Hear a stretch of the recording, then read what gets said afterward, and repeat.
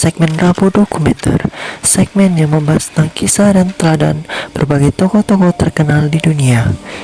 Oke, dalam video kali ini saya akan membahas tentang Madame Curie, Marie Curie. Nah, penasaran dengan ceritanya? Mari kita simak. Siapa yang tidak mengenal dengan Marie Curie? Seorang perempuan dan ilmuwan yang menginspirasi ini merupakan suatu penemu unsur polonium dan radium. Suatu quotes Marie yang paling terkenal yaitu "Nothing in life to be feared, it is only to be understood." Marie juga merupakan suatu perempuan peraih Nobel terbanyak sepanjang sejarah. Marie memenangkan Nobel sebanyak 2 kali, yaitu Nobel Fisika tahun 1903 dan Nobel Kimia tahun 1911. Akibat jasa dan penelitiannya, wanita ini berkontribusi besar dalam membuka era nuklir. Jadi bisa dong aku sebut dia sebagai perempuan nuklir. Maria Sklodowska atau yang lebih dikenal dengan Madame Marie Curie lahir pada 7 November 1867 di Warsaw, Polandia. Ia merupakan anak bungsu dari 5 bersaudara pasangan Władysław Sklodowski dan Bronislawa Sklodowska. Kedua orang ini merupakan guru dan revolusioner yang percaya bahwa kemerdekaan Polandia dapat dicapai melalui pengembangan pikiran, sains, dan kerja keras intelektual. Marie kecil lahir di Polandia di mana sedang terjadi peperangan, dan wilayahnya itu dibagi menjadi 3 negara berbeda. Wilayah tempatnya tinggal di bawah pemerintahan Rusia. Marie sejak kecil banyak mengalami periode kelam dalam hidupnya, seperti misalnya dia lahir dari keluarga yang kurang mampu, dan pada umur 9 tahun dia sudah kehilangan saudara perempuannya. 2 tahun setelah itu dia juga kehilangan ibunya karena penyakit saluran pernapasan. Marie kecil tumbuh dengan ketertarikan yang besar akan sains. Hal ini didukung oleh ayahnya yang mengajarkan dengan metode yang unik, yaitu seperti misalnya saling berkirim surat berupa soal matematika dan Marie menjawabnya surat tersebut. Kemudian saat perjalanan ayahnya itu memperkenalkan tentang fenomena alam seperti misalnya matahari terbenam. Marie memiliki bakat yang sangat besar, dapat dilihat pada ketika umur 4 tahun dia mampu membaca buku kakaknya, yaitu Bronya. Dengan ketertarikan yang besar dan didikan ayahnya itu, Marie juga menjadi seorang yang multilingual karena diajarkan oleh ayahnya 5 bahasa yang berbeda dalam literatur dan puisinya. Marie menyelesaikan pendidikan sekolahnya pada umur 16 tahun. Saat itu ia lulus 2 tahun lebih cepat dan mendapat medali emas karena menjadi wanita pertama di Warsaw yang lulus sekolah. Kemudian tiba saatnya untuk Marie melanjutkan perguruan tinggi. Namun karena keterbatasan biaya dan kebijakan pemerintah Rusia yang melarang perempuan untuk bersekolah di perguruan tinggi, maka terpaksa ia harus berhenti sementara dan membantu kakaknya bersekolah di Perancis. Pada umur 17 tahun, Marie bekerja dan memiliki penghasilan sebesar 500 rubles di sebuah desa kecil di Polandia beberapa mil dari Warsaw. Kakaknya berjanji akan membantu melanjutkan sekolahnya setelah lulus kuliah, dan benar, janji itu pun ditepati. Marie pindah ke kota Skuzuki. Di kota tersebut, ia menjadi pengajar bagi anak petani dan mereka yang kurang mampu. Setiap hari, ia meluangkan 2 jam waktunya untuk mengajar. Walaupun harus menempuh beberapa mil jauhnya, namun ia masih tetap senang dan anak-anak tersebut memberinya kebahagiaan tersendiri. Hal tersebut disampaikan melalui kutipan biografinya. Sebagai seorang pengajar, Marie merupakan sosok yang dikagumi. Ia mampu membangun hubungan yang sangat luas dengan para muridnya dan mampu membangkitkan rasa percaya diri mereka. Selain itu, ia dikagumi karena membuat dirinya untuk mudah difahami.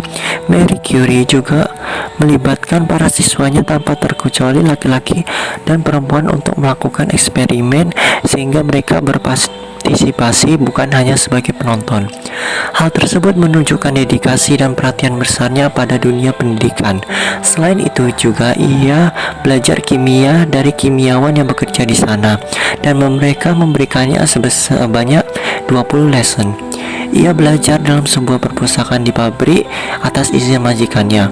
Namun tetap saja masih belum memenuhi rasa ingin tahunya yang tinggi dan tidak didukung adanya eksperimen. Setelah 5 tahun bekerja, belajar dan menjadi perempuan pengajar, ia kembali ke Polandia dan di sana terdapat Universitas Bawah Tanah atau yang dikenal Floating University. Universitas ini dibuat untuk para warga Polandia yang kurang beruntung untuk melanjutkan sekolahnya di perguruan tinggi dan untuk para perempuan Polandia yang ingin melanjutkan sekolahnya. Selama di sini, Mary melakukan beberapa eksperimen dan semakin tertarik dengan sains dan membulatkan keinginannya untuk menjadi seorang ilmuwan. Tapi ada suatu hal penting yang ia pelajari selama di sini. Ia berkecimpung dengan sepupunya, yaitu seorang asisten Mendeleev. Nah, menurut Mendeleev, ada banyak unsur di dunia yang belum ditemukan. Itu tertanam dalam diri Mary dan mengakar di pikirannya. Selama beberapa tahun berada di Floating University, Mary kembali ke Polandia. Pada tahun 1893, dia lulus studinya di fisika yang setara dengan gelar master saat ini. Di tahun itu juga ia mendapat beasiswa dari Polandia di bidang matematika. Dia tidak pernah melupakan beasiswa tersebut dan kemudian menginspirasinya untuk memberikan beasiswa di universitas yang dibuatnya di masa mendatang. Cerita mengenai kehidupan romantisnya dengan Pierre Curie pun patut disorot. Pierre Curie merupakan seorang ilmuwan yang brilian dan menunjukkan komitmen besar pada sains. Ia sangat mengagumi Marie karena kecerdasannya dan kepeduliannya terhadap sesama. Kisah asmara mereka berjalan sampai beberapa tahun, bahkan sampai Mary memutuskan untuk kembali ke Polandia dan mengajar sains. Pada beberapa waktu tersebut, Mary kembali memutuskan untuk menemui cintanya dan menikah dengan Pierre Curie. Mereka menikah pada Juli 1895 dan dari pernikahannya mereka dikaruniai 2 orang anak. Mereka berdua adalah Irene pada September 1897 dan Ivy Danis 6 September 1903. 1895 sampai 1893 merupakan tahun-tahun keemasan bagi kedua pasangan ini. Kisah brilian mereka dimulai pada 26 dan 27 Februari tahun 1896. Henry Becquerel secara tidak sengaja menemukan radioaktivitas. Dalam penelitian tersebut, ia ingin melihat efek sinar matahari pada kristal garam uraniumnya. Nah, karena saat itu cuaca di Paris tidak mendukung dan cenderung mendung, Becquerel meletakkan set eksperimennya ke dalam laci gelap. Pada minggu berikutnya, ia melihat bahwa garamnya telah mengimisi sinar pada plat foto. Sementara ia diletakkan di tempat yang gelap, ia telah menemukan radioaktivitas. Istilah radioaktivitas sendiri diperkenalkan oleh Mary. Nah, karena peristiwa tersebut, Mary Curie tertarik untuk mengambil sebagai penelitian doktoralnya. Mary ingin melihat sifat radiasi dari elemen-elemen yang ada di tabel periodik unsur. Ia menggunakan quartz piezoelectrometer untuk mengukur kekuatan muatan listrik yang diemisikan oleh garam uranium. Alat ini dibuat oleh Pierre dan adiknya Jacques Curie. Maria dan juga Curie mengumpulkan semua unsur yang didapat dan dari laboratorium dan universitas. Dari semua unsur yang ditemukan bahwa thorium memancarkan cahaya yang sama dengan uranium. Titik balik mereka saat mereka meneliti pitchblende. Mineral ini terdiri dari hampir 30 unsur yang berbeda.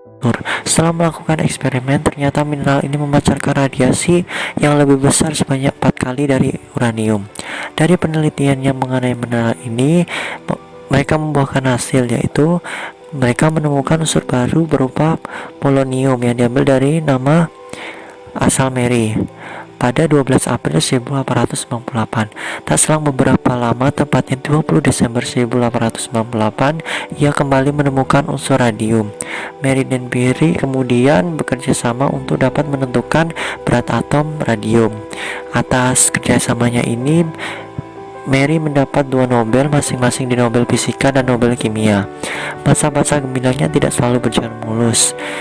Banyak yang mencoba untuk meruntuhkan mereka. Yang pertama yaitu William Thomson Kelvin, seorang ilmuwan senior. Penemuan radioaktivitas telah menghancurkan klaimnya bahwa usia bumi tidak lebih dari 10 tahun. Hal ini diperburuk dengan kematian Pierre pada 6 Desember 1905 yang membuat Marie merasa terpuruk. Setelah kematian Pierre, Kelvin menyebut Marie Curie lewat The Times of London pada 9 Agustus 1906 dan menyatakan bahwa radium bukanlah unsur. Tidak hanya Kelvin, ilmuwan lain yang tidak suka terhadap Marie, yaitu William Ramsay, dia mengklaim bahwa pada 1913 bahwa ia adalah orang yang pertama dan mampu dengan akurat serta baik dapat menentukan unsur berat atom dari radium.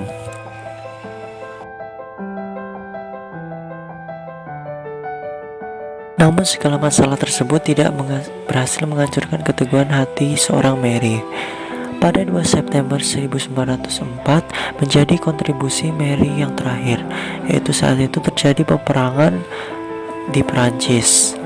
Marie berpikir pasti ada cara di mana dia dapat menggunakan ilmunya untuk membantu perang. Maka ia menggunakan mobil sebagai pusat radiologi yang dilengkapi dengan peralatan sinar X yang dapat membantu dokter untuk melihat peluru, pecahan peluru, tubuh tentara, dan melihat tulang yang patah.